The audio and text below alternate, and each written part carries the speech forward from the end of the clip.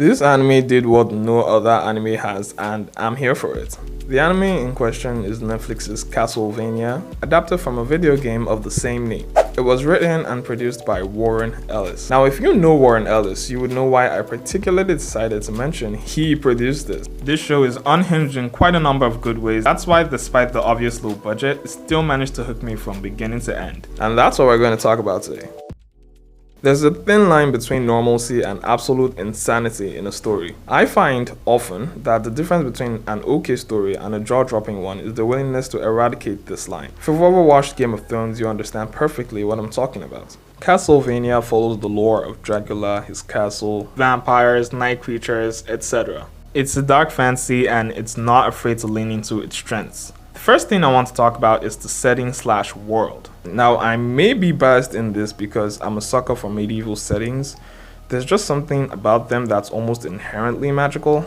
Anyway, it's set in the medieval times, 1476, I think, in a country called Wallachia. There's the authoritarian church, there's priests that burn people, all that good stuff. I like how the show really delved into what the church was like in those times, but we'll talk more on that in a bit. The world isn't something that's brand new, but it is original and unique in its own way. It's certainly the only story I've seen with a group of female vampires as lords in their own rights. You also get to see humans that maintain positions of high rank. Very refreshing to see. It just adds this extra flair because the audience are undoubtedly left puzzled at how unusual this is. Then there's the night creatures. Oh my god, do these things just add another layer of surrealty to this? Forge masters, which are humans by the way, are the only ones that can bring back souls from hell into a dead body and turn them into that. It is genius, and what do you know, one of my favorite characters from the show is a Forge Master. The races also stand out for me. There's the Speakers, who actually remind me a lot of Tersemen in the Mistborn trilogy. This group are a nomadic race of people who store knowledge from generations and travel the world, providing aid wherever they possibly can. Then there's Trevor Belmont, who also comes from a long historical line. Only his are vampire and monster hunters, so far less peaceful people. And the dynamics between the Speaker and the Belmonts is something that is quite enjoyable to watch, just because of how unlikely they are. And that's where I talk about the characters. This is usually the best thing for me to dissect in any story, generally, because what is a story if not the characters?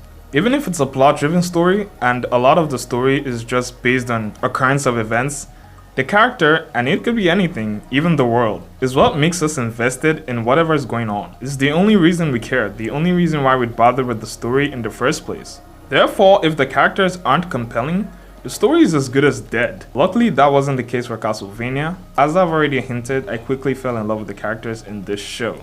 And there were a lot of them. A whole ensemble. In season 1, I'd say Dracula's wife, then Dracula himself. Can I just say that the portrayal of Dracula in this was excellent? Now, just to be clear, I've not watched that many vampire movies or TV shows. The ones I have, I can sparsely remember anything. So forgive me if what I'm saying is bullshit. However, Dracula's motivation to wipe out humanity in this iteration was completely justified. I mean, if a bunch of nutjobs burnt my wife on a stake on the premise of no premise at all, and I were an all-powerful vampire lord with the ability to fucking plant my face in the sky, I go full-on Ravage mode too. And I say this because it was quite obvious the impact Lisa Chepej had on Dracula. She had managed to reform him, make him see the good in humanity. Let's not forget this is the Dracula we're talking about. Ruler of the underworld, lord of vampires, that Dracula. If she was able to subdue someone like that, it evidently meant she was no ordinary person. And these psychos just fucking roasted her body on a stake. Of course he'd be pissed. Enough to wipe out all of humanity? Possibly. I mean, come on, there has to be 1 or 2 people in the world right now that wish everyone could just fall asleep and never wake up. Interestingly enough, another character that really caught my attention was a human forge master called Isaac. As I said earlier, this man was a member of Dracula's court. That means he was effectively invested in Dracula's mission to wipe out all of humanity. The funny thing is, I even think he has a bigger motivation than Dracula somehow. This is someone that has been abused and hated by every person he'd encountered right from his childhood till he became an adult. Of course he'd want to end the bloody human race.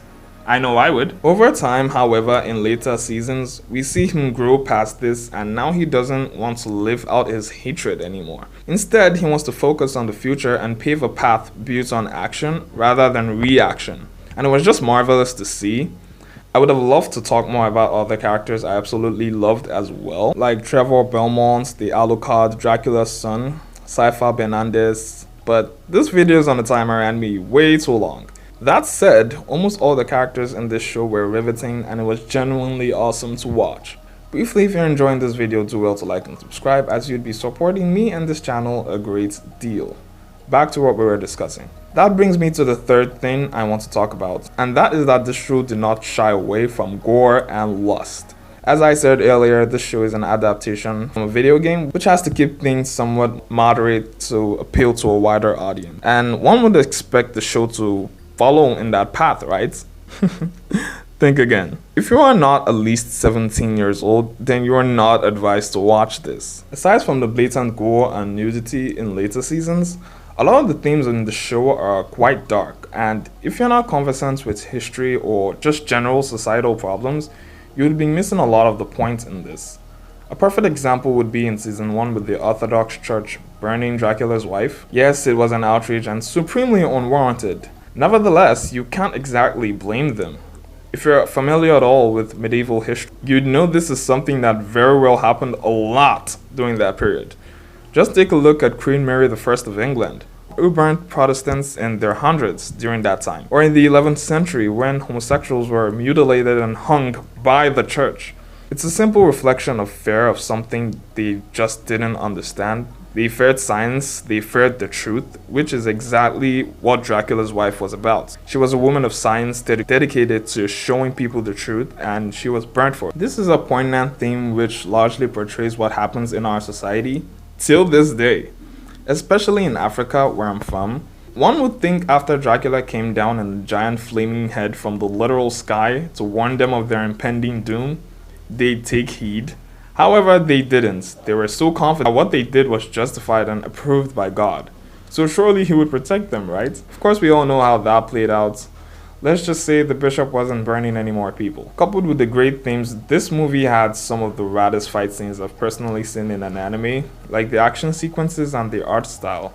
Everything was very well executed. Some of the best ones were the fight between the trio and Dracula in season 2, Isaac and Carmilla in season 4, that one was particularly satisfying, Belmont and the Vampire Rogue, among many others. The show also explored themes of loneliness and depression, which we saw in Trevor Belmont in the beginning and later Alucard, close to the end, even with another called Saint Germain. And we see how that character was willing to do anything to come out of his agony, even as far as sacrificing tens of souls. These are issues that are rampant in modern society, issues leading people to even commit suicide.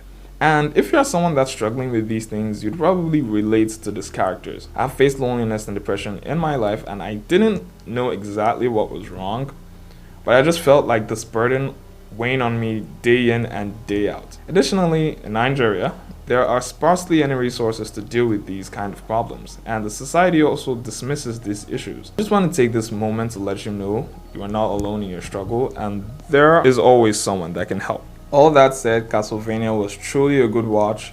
I couldn't even think of any negatives other than the fact that it had to end. There are very few anime that delve into themes like this, and unsurprisingly, the ones that do are usually the best ones. Netflix has another animated series that was just absolute bonkers, and you might have guessed it by now, yes, it's Arcane.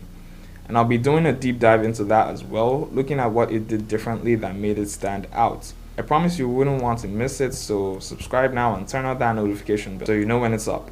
As always, thanks for watching to the very end, and until next time.